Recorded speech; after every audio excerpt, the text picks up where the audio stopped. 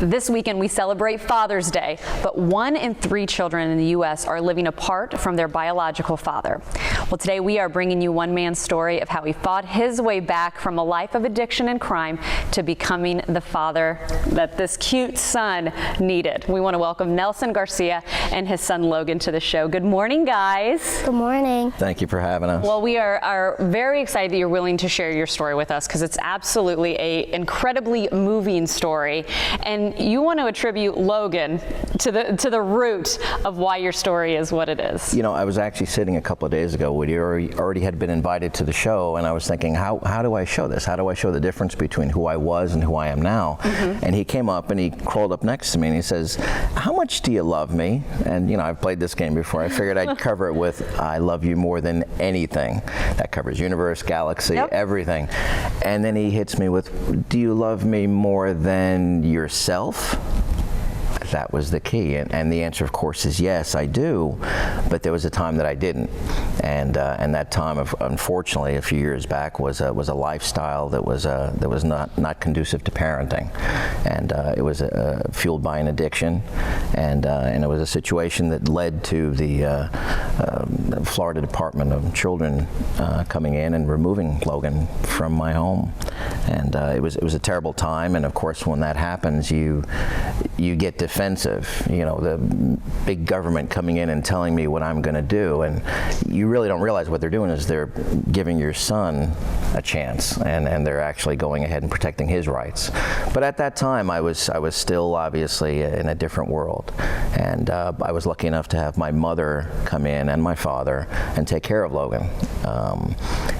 Unfortunately, that didn't stop my lifestyle. It wasn't just hanging out with the wrong people. I was the wrong people. And so it ended up that it then became the federal government that came in, and it was the United States of America versus Nelson Garcia. And that one did it. It wasn't long before I was behind bars.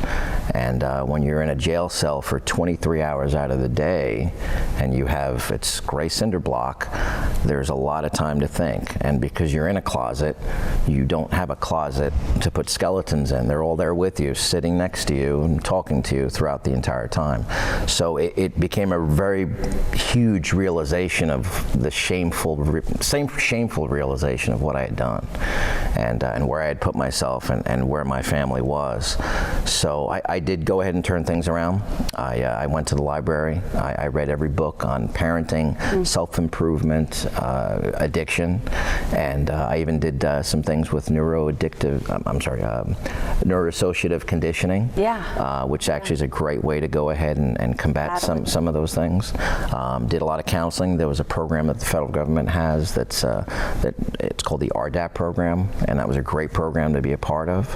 And I did everything. I actually wrote letters to his principal, to his teacher, and kept dialogue going between there. And one of the first things I needed to do when I came out, besides fixing myself, was to go ahead and obviously reunify with my son and family.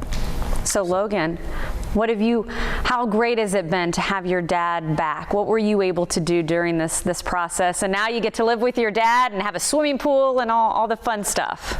I get to have a better educational school. Nice. So you were able to help your dad through this process. And I would say, fair to say, would you attribute Logan here to the one that really made you change your life around? If this isn't motivation, I don't know what is. Absolutely. They really, it's incredible. I couldn't agree more. I was able to complete within weeks of a case plan what I couldn't do in a year prior. And I do want to bring up right now, though, talking about, we're showing some pictures, which are just great of your family, but there might be people who are watching.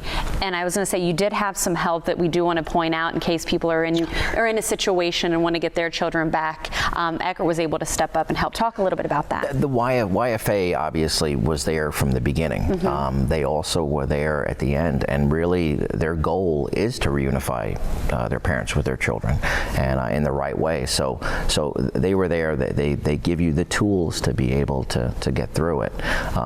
You know, I'd love to talk with parents, obviously, that are in that situation. Okay. Just simply because sometimes it's hard to hear it from someone that's not in it, doesn't know the addiction process. That's a counselor or someone with a Mary Poppins type persona that may have never been through it, to tell you what to do sometimes can be difficult. So, to parents out there who are going through the same thing, there is a way out, and there is a way, there's a light at the end of the tunnel, and it's very enlightening, without a doubt.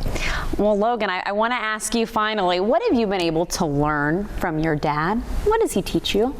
He teaches me how to be responsible and how to act like an adult sometimes. Good stuff. Well, I have already asked Logan about Father's Day, and he couldn't spoil any surprises just yet. So he says he's got something up his sleeve for dear old Dad with Father's Day. But again, thank you so much for coming on and sharing your story. And again, we really appreciate it. And hopefully, if you're watching at home, this is a success story. Thank you. Thanks for having us. Thank you so much, guys. Thank you.